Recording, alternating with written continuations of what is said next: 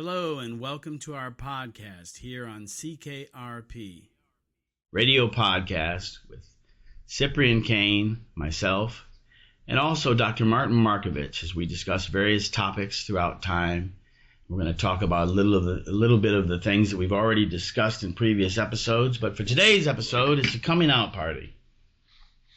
Today we're going to be talking about mental health issues, spirituality, and struggles, tragedies, beauty, everything that's on the road of life. Today we're going to be discussing these various things, and Dr. Martin Markovich is going to be interviewing me, and I'm going to be the one in the hot seat today.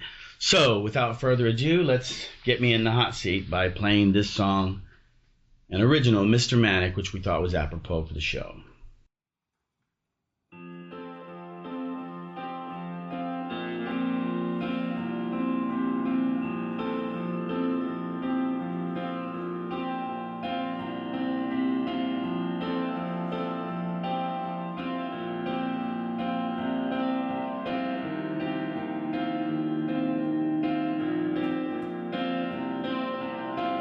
Years go by and I'm just sitting here, lonely man just full of tears. Save the cause or let me die tonight. Oh, Mr. Manic, don't leave me panic, bring me near.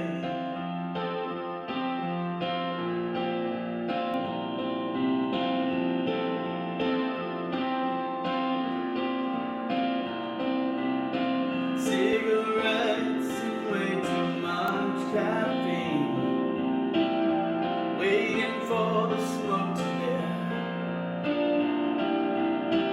I got to get back where the music's free. So Mr. Manic, don't leave me panic, bring me near.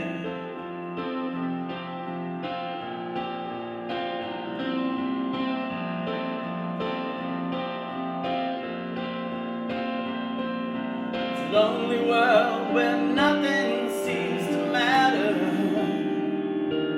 but the falling stars. And where you are, look outside and you see the glass is shattered. Makes you wonder where you went.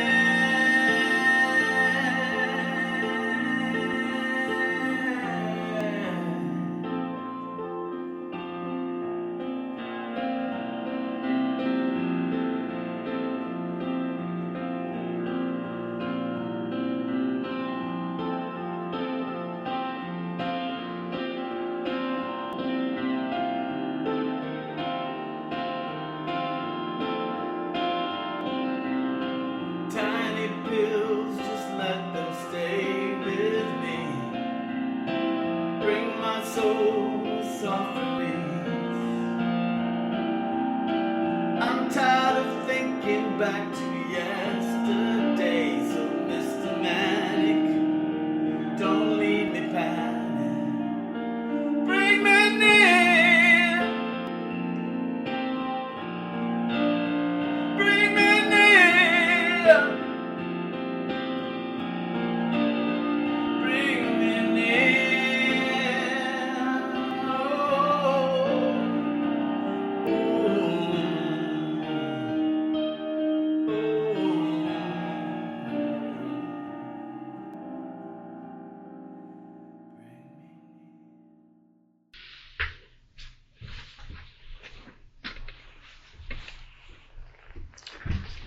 Okay, and without further ado, ladies and gentlemen, I'm going to turn the show over to the one, the only Dr. Martin Markovich.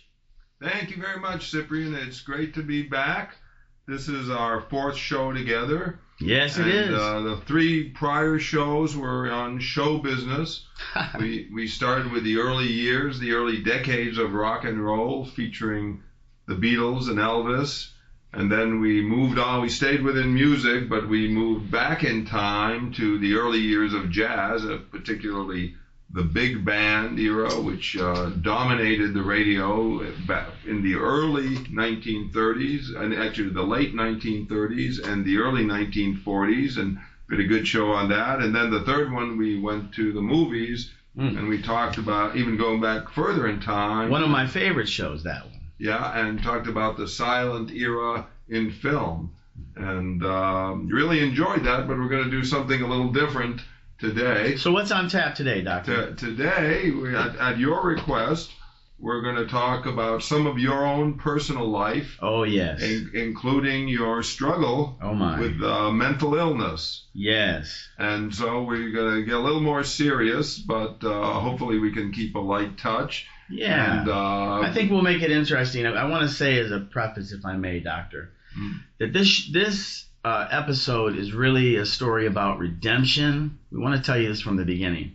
It's a story about redemption, and also it's a very positive sort of ending story, as at least where we're at in our chapter now and everything. And so we don't want you to think, because you might hear some things that are a little disturbing, that, oh no, it's going to be a depressing episode. It's not. It's a fantastic episode, and I'm excited about it. Right. And you wanted to start with your early years, and when you first had the feeling that maybe you were going to have a difficult life. And we never discussed that actually off mic, so I'm hearing this stuff for the first time too. Yeah, I was going to say most of this is going to be hot because nobody's heard this, not even my therapist. So I would say if I were to single out one particular event where I kind of knew things were different for me, it was not only the fact that when I was younger I used to see things like apparitions and other things like that, and which I thought was normal until I realized that other people weren't seeing the same sort of things that I was seeing, or hearing the same sort of things that I was hearing. And those issues, which I didn't know at the time was anything wrong with that at all, so I didn't question that. But one thing that did happen to me was one night I was in the Ram Charger, which my mother and father had, and I was in the Ram Charger in the middle of two other people that were sitting in the back seat with me, grown-ups, and I was about 5 or 6 maybe, something like this. My parents were in the front of the car. Everyone in the party had been drinking, and I could tell that something was off with them all because they were all very loud, very laughing, and not really paying attention to the road and things of that nature. So naturally it threw me into a fright. And it led to my first panic attack, really, that I had, where I felt a certain way that later in life would start to hit me out of the blue. It wouldn't require, it seemed seemingly without trigger, I should say. Seemingly. Maybe there was a trigger, maybe it was a smell, maybe it was something olfactory, I don't know. But in that case, at that time, that was the first experience that really kind of shocked me. And then after that, things started to develop from there. Did you start screaming when you felt the panic attack? No. Actually, what I felt was more like an out-of-body experience, in the sense that I felt like myself, my vision, was deep within inside myself, like way, way back. And I was looking at them from a distance, from inside myself, and I did not have a voice to scream or anything else. I was simply paralyzed to just kind of crunch myself in and let the moment pass, hopefully. And how long did it take before it passed? First one was about like 10 minutes. Okay. You know. And so that was the beginning of that attack. Road. Yes. Anything else in your childhood that you felt was a turning point or that particularly striking?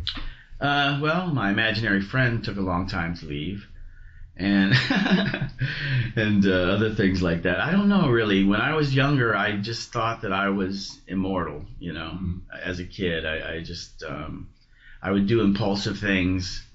My mind was racing, and all of these other delights that go with my particular diagnosis. Would you say you were a happy child most of the time? No. No. No, I wasn't a happy child because I had a turbulent environment. Mm-hmm. Everything was hostile. My parents were hostile towards each other, and there was lots of drinking and other things like that going on. Any drugs?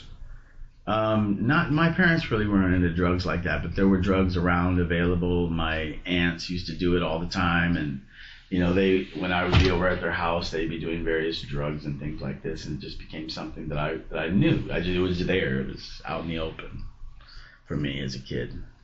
Well, since we've only got a limited amount of time this show, maybe we should go forward into your adolescence. And did it get worse in adolescence? Would you say that? It did get worse, actually, for me. When I was that younger age, I was just going to finish up on the younger part. Mm-hmm. When I was in the younger age and I saw all these things going on, then I retreated to the streets. Basically to be away from my house, to be away from my situation. As much as I could, I used to go to the streets. And that's where I learned how to perform, actually. I wanted to tie this into music a little bit, too. And other things, do voices, tell stories, all those kinds of things. Did you go into the streets with other people, other kids, or? Yeah, I would go find the group, Uh-huh. And I would sing for my supper oftentimes at people's houses so I could have a place to crash and things like that. But yes, so that was the childhood. But then moving into adolescence, significant event happened when I was 17 years old. Uh-huh. On an impulse, when my mother had gone away for the first time for the weekend, and I had the car for the first time for the weekend. This car, the Toyota Corolla. Things went south that night, and we ended up robbing the store. Me and two others that I had met up with that day that were old cohorts. I knew the one guy because his name was One Arm Dula because he had one arm. That's how I recognized him. Mm. And he used to live on my street up until the time he was about 9 years old, and I was 9 years old right around the same time. So we were about this. No, actually, I was 11. I apologize. He was 2 years younger than me. But anyway, yeah, the impulse, the mania, all this kind of stuff. I didn't realize how reckless I was, and so we took a squirt gun. Mm-hmm. And we tried to pop a store to get pizza money. That was as far as my thinking went. I wanted pizza money and I wanted to buy some beer. And the other guys were in for it too, and we were like, oh, okay, this is a great idea, And it was really stupid. It led to so many bad things in my life, but it led to my diagnosis for the first time. What kind of store was it? It was a little quick pick store. Mm-hmm. That's what it was called, a quick pick out in. Convenience store. Yeah. Can I say where it was? Sure. Commerce Township. You can look me up. Uh-huh. In the Detroit metropolitan area? Yeah, the interesting thing was the paper actually said adult and 2 teens knocks over store, right? Uh-huh. Adult. I had turned 17 2 months prior, and they were both 16. Okay. So I thought that was interesting. So that was a law. The law defined you as an adult and them as teens. And I'll tell you what, that made all the difference in the world because they both got probation and I had to go to prison. Mm-hmm. Yeah. Well, where I got even closer to the Lord. Well, as Charles Dickens said, the law is an ass, but we have to live with that ass all our lives. That's right. And ask me no more questions, and I'll tell you no more lies. Okay, and moving on into your late teens and early 20s, is there anything else? So I was diagnosed. Yeah, well, I was diagnosed, when I was 17. They said, you have a mental illness. I said, the hell with you.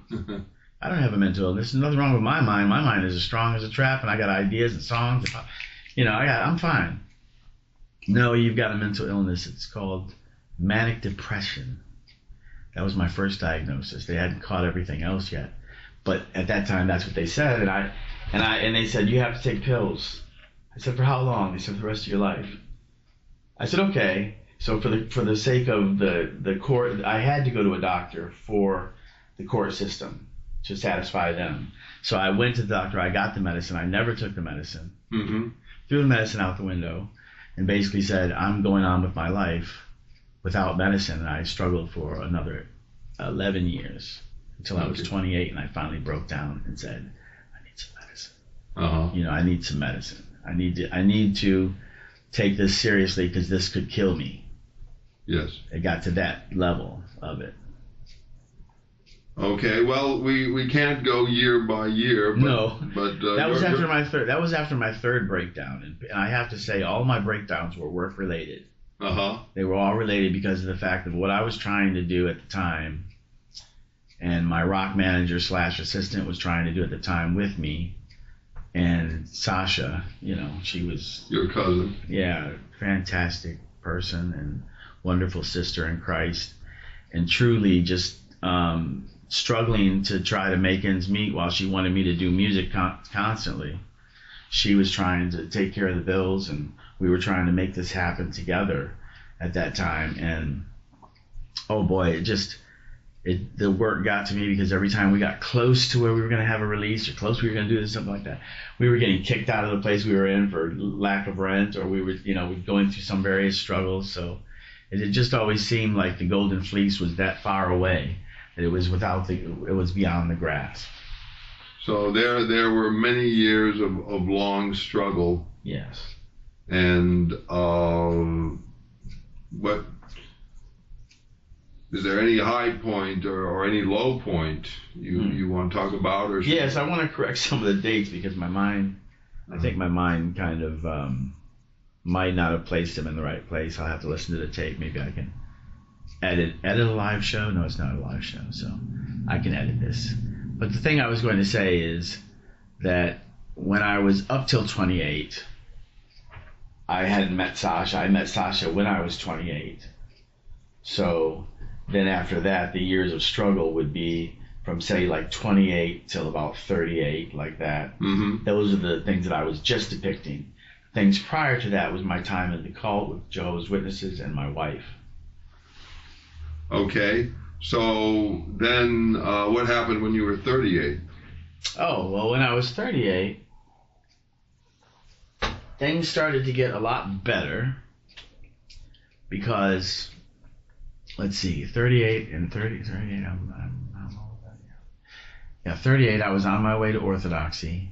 I think I had found Orthodoxy by that time, at least, had done the research and had... This is the Orthodox Church. Yes, the Eastern Orthodox Church, the ancient faith, the one true church, one true holy apostolic church.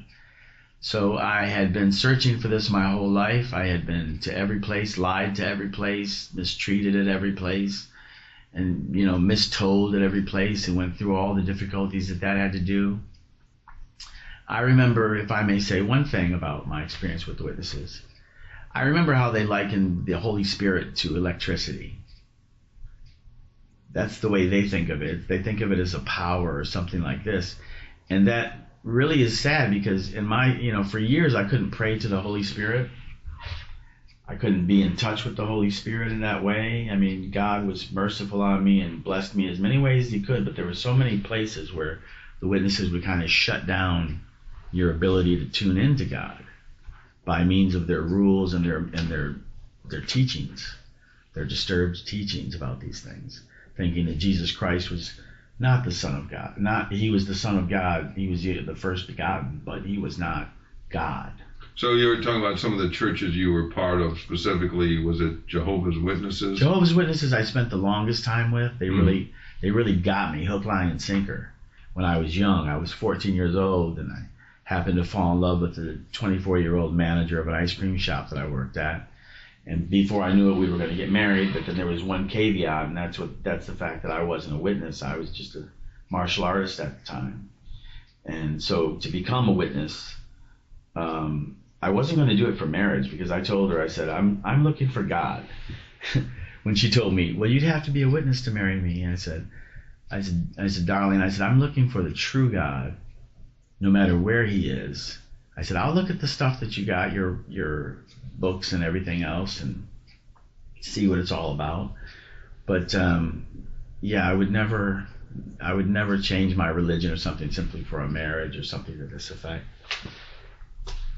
So you, when you were in the Jehovah's Witness for several years. You got married in that church. I got married. Then when you were 28, you realized you had to take the medications that the psychiatrist prescribed. My father died. Uh-huh. When I was 28. Okay. And my wife had attempted suicide 3 times. That was the 3rd time. And at that time, I said to myself, I had begun to question the Witnesses. You know, they're teaching all these kinds of things, and I knew I had to find another way out, another way, because I wasn't finding God where I was. I wasn't helping their church, and I wasn't helping myself.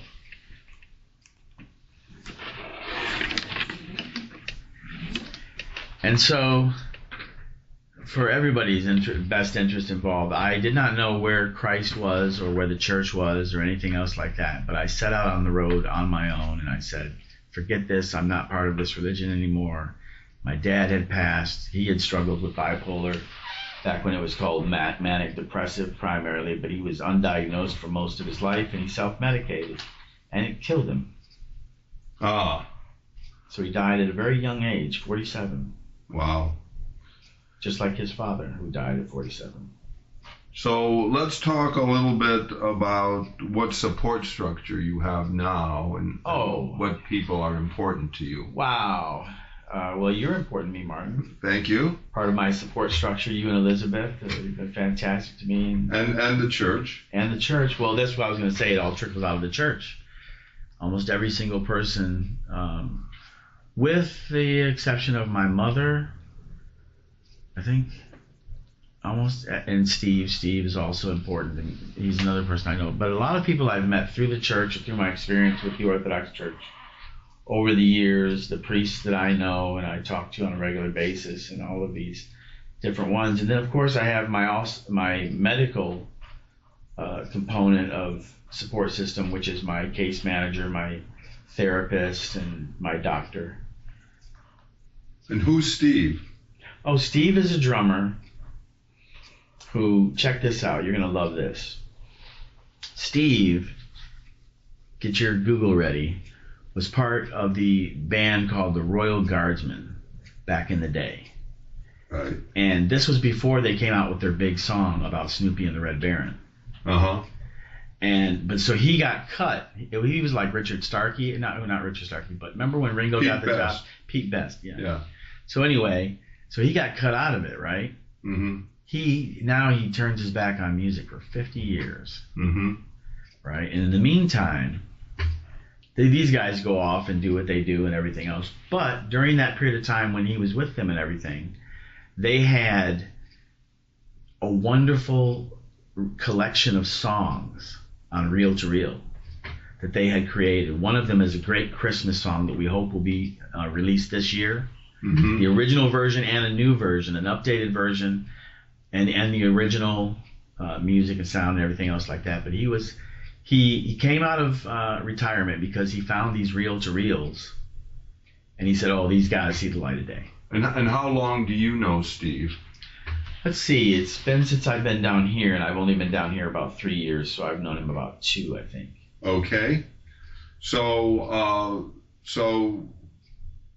what if someone else went to you today and said, I'm having problems, they say I'm manic depressive, or they say I'm psychotic, which they do sometimes. I talk to people like this. Yeah. So if one of those people would ask you for advice and say, I just can't get it together. I just, these doctors are okay, but I don't feel like they're the answer for me. What would you tell that person?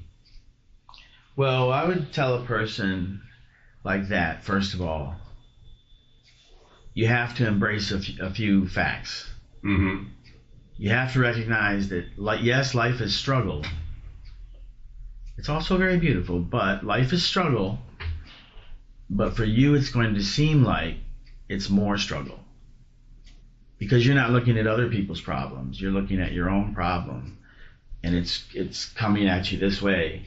But the truth is that if you have these struggles, they can make you stronger than you've ever imagined you could possibly be. You can become, in a sense, at least in your own mind, with delusions of grandeur at times, a superhero.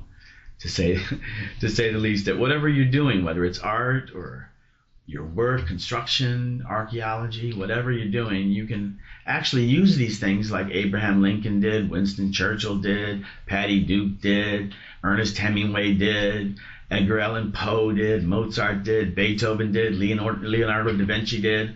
All of these individuals have that in common, that they were either bipolar and schizophrenic or both. Mm-hmm. And look at what they accomplished.